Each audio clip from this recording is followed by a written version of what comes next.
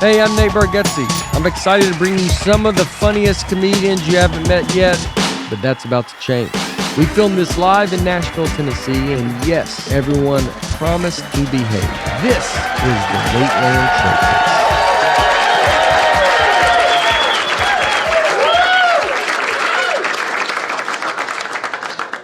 Presents. Hey.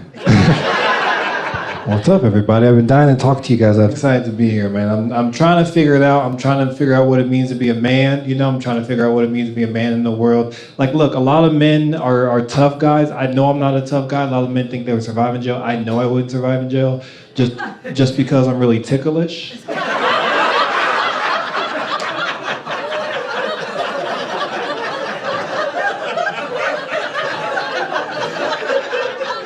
And you can't be gangster and ticklish, bro.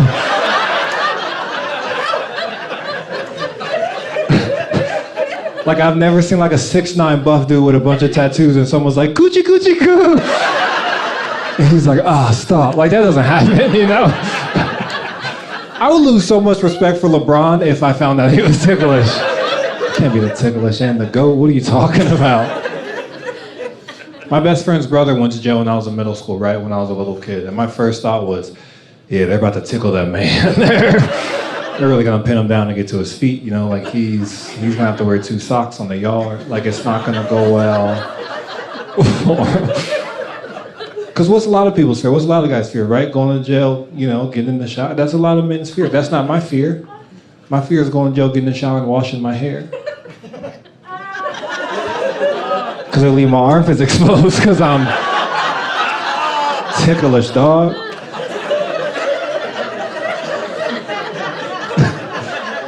And here's a real scary, if you tickle me long enough, I will fart. I will fart absolutely everywhere. I realize that's my defense mechanism. I'm like a little squid. You tickle me long enough, it's gonna come out. Maybe dry, maybe wet, I don't know, only God. That's God's business, but stop touching me, uncle. You know, like I've never said that part out loud. I apologize. That was crazy. I do want to apologize for that one. It's scary getting older like that. I just found out I'm lactose intolerant. Make some noise if you're lactose intolerant. Yeah. Okay, statistically that's not true.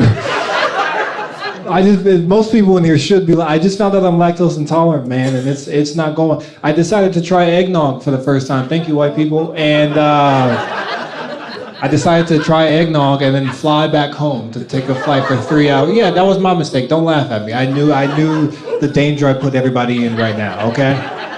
I didn't know. I drank some eggnog and I was like, man, this is delicious. I had another one. I was like, I'm gonna go to the airport. I'm walking through security and my stomach, it was like, raw. Like, it was doing noises I have only heard in Alien vs. Predator. You know, like it was not going well. Like, and then I was walking to the gate and it kept, and I was like, this is not good. Like, this is not gonna be a fun, like, have you ever farted inside of yourself? Like, I farted on the inside of my body.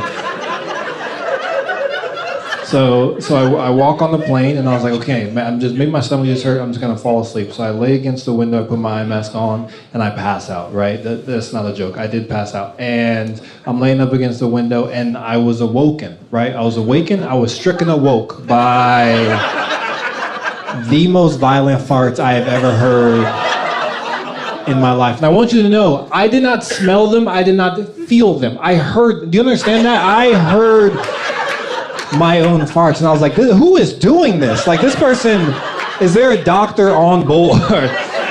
And then I realized it was me, and I started to smell them. And I don't know if you've ever sat on a window thing, but if you know anything about plane circulation, which you all do, it goes like this, right? It goes aisle, window, aisle, window. So I'm catching it, sending it back, catching it, sending it back.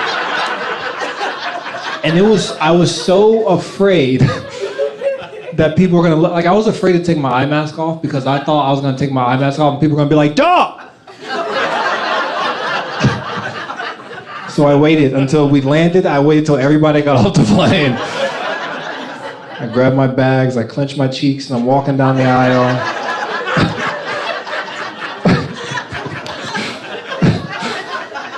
And the pilot sees me and he goes, 34F? And I go, yeah.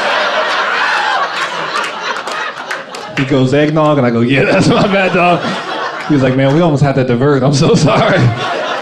No, it's just me, man. It's just getting older, trying to figure out, chasing my dream, doing stand-up. I used to be a wildlife biologist. I used to work for, I used to be a wildlife biologist. I used to rescue bears in Colorado, so I love nature, I love animals. Actually, can I teach you guys something tonight? I want to teach you guys animal facts.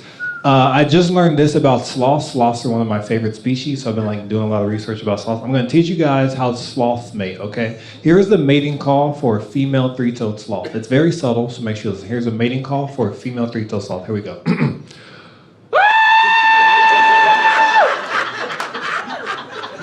That is the mating call for a female three-toed sloth. So if you're ever in the Amazon rainforest and you hear,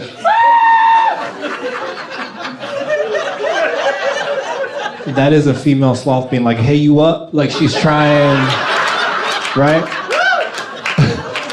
And then the male sloth hears that and he goes, I'm on my way. Okay. And here's what I learned about the sloth world. Like, okay, in the sloth mating world, the female sloth is trying to find as many mates as possible, right? And the male sloth is trying to find a mate for life. And I love this kind of like gender reversal in sloths, right? Because after sloths mate, which lasts anywhere from 1 minute to 2 minutes, which I think is too long, but after sloths mate,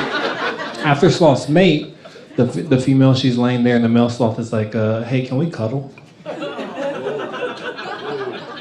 And the female sloth is like, what are you still doing here?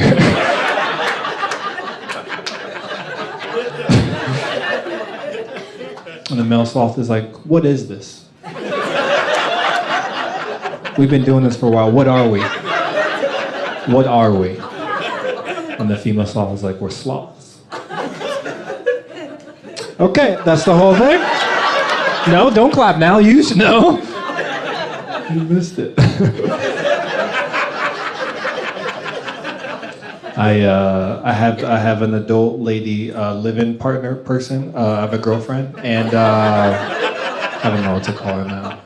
I love my girl. We've been together a long time. We've been together so long that she wants to spice up our dating life or that our relationship. She wants to spice it up. And for Valentine's Day, I was like, babe, what do you want to do? She said we should go to a bar and pretend like we don't know each other, right? We should be strangers for a night. And I was like, I would love a couple hours of silence. So I you just looked at her. I love that. So you're gonna get in trouble later.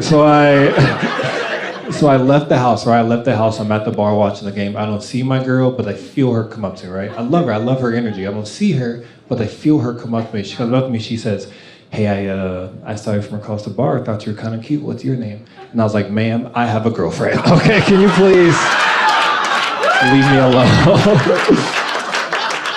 She's like, no, it's me. I'm like, no, I know this trick lady. You're not gonna get me twice.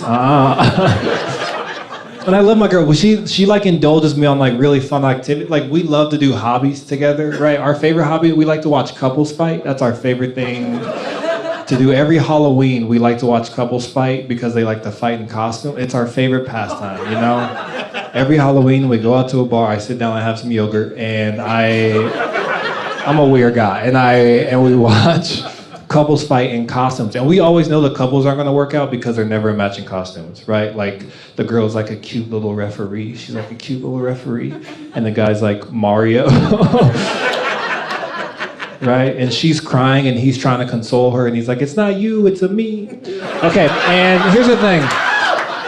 I'm not proud of it, but I did it. And my girl and I, we have a baby. We have a daughter. My daughter's 1.5 years old, and yeah, it's fine. And no, I love her. She's amazing. She's a lot of my life. She has 4 little baby teeth at one point when she was really small, and I was like, every time she smiled, I was like, you're the reason I exist. Everything was so perfect. I was like, I love those little teeth, and she smiled at me.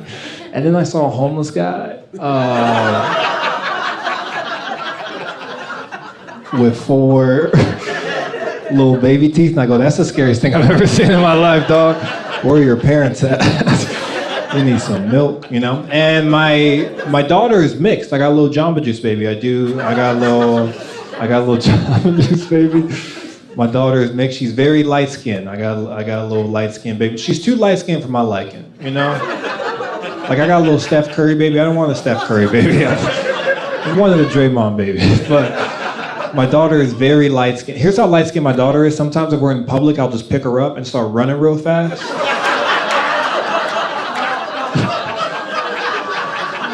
Just to see if anybody chases us, you know? Because my dream is for someone to be like, that black man still got white baby!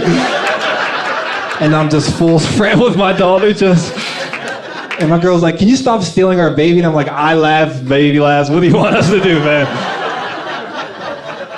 We're having a good time.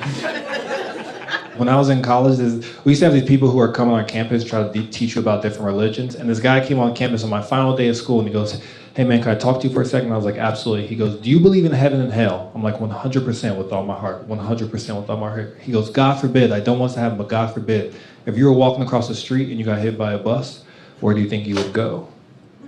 And I was like, I don't know, 30 feet down the road? Like how fast is a bus moving, you know? Did we learn that in the Leviticus? Physicist? Okay, I tried to. What are we doing now? What is this? What are we doing? All right. I got 2 more things I want to tell you guys. I know there's a lot of division in this country, and I think comedy can bring us together. So I'm going to tell you guys what I think. I care about a lot of people. You know, I know white people. It just seems like the world is mad at you for no reason, and I don't know what that's like. But I do want to say, white people.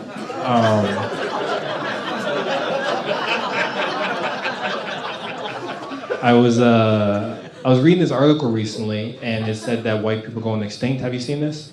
There was a scientific article that after the show looked up. There was a scientific article that says every year there's less and less white people when they were going to run out of white people. And as someone who cares about conservation and the environment, I was like, bro, I think we got to save the white people, dog. Because I don't want white people to go extinct, you know? Like, how is he going to know about like activities? Like, how is he going to know about like cornhole or like pickleball? Like, I don't want to go to the museum in like 10 or 20 years, 30 years. I'm with my kids and my grandkids, and we'll walk around the museum with people, and they're like, Pop, what's that? And I go, that's a white person, son.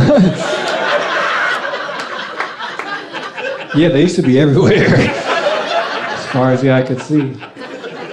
No, I don't know why they dress like that. That's just how they dressed. Got little shoes with the fingers in it. I didn't get it either.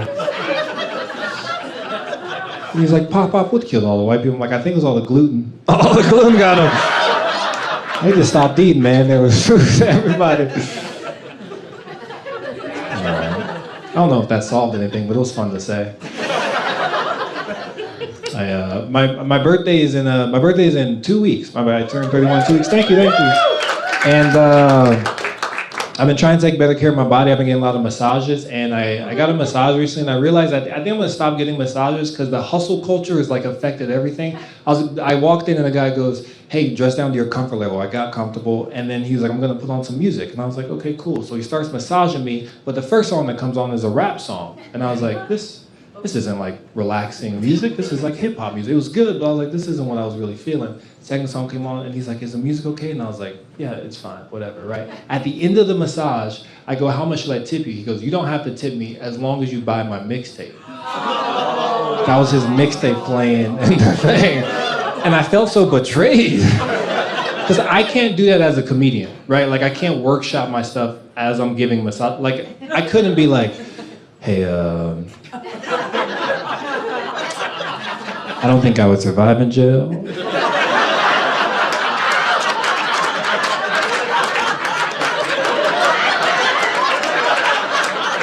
Just because I'm really ticklish.